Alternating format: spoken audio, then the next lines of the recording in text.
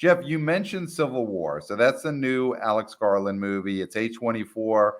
But I mean, correct me if I'm wrong, that's not low budget A24. No, This is it's their definitely big not. swing movie. This is, A24. It's no secret to anybody in the industry what A24 wants to do. They want to make big movies. They want to compete with the major studios. They're tired of being the indie shingle darling. Like, as weird as that sounds, like if you were the most popular indie distributor, shouldn't that be enough, right? Shouldn't that be that's the highest height, right? Like Searchlight as was at one time, Focus Features probably was at one time, and then RIP to Paramount Vantage and all these other little shingles.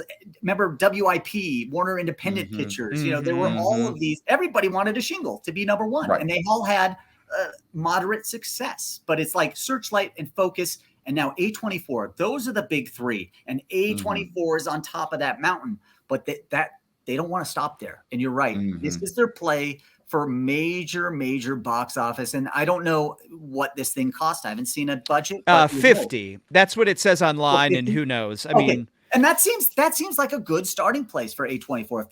If they're gonna spend $50 million on a film like this, is it gonna get there? That's gonna be tough. It's gonna be tough, but they're gonna have IMAX. And it is, if you look at April, which is kind of a shit show, like let's be honest about what April looks like. It is not March. It's kind of a shit show. There's some weird stuff. There's a couple horror. There's Abigail, Monkey Man. We have no idea what Monkey Man's going to do. Challengers at the end of the month. Zendaya again. I mean, that might be fun. That might do some biz. But other than that, it's slim pickings. So Civil War might be that breakout of April.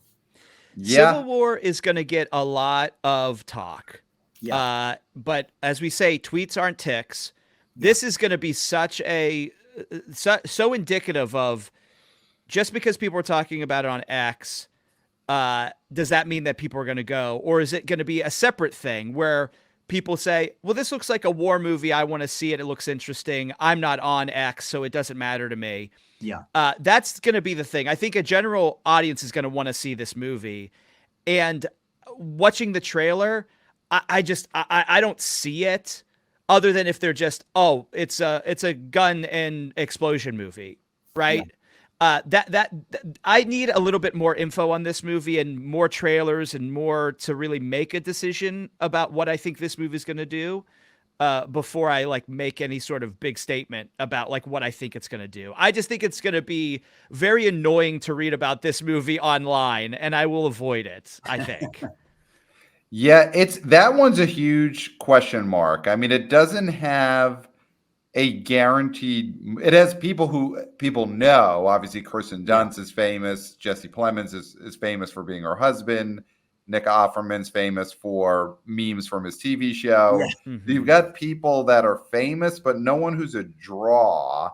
I mean, Garland characters.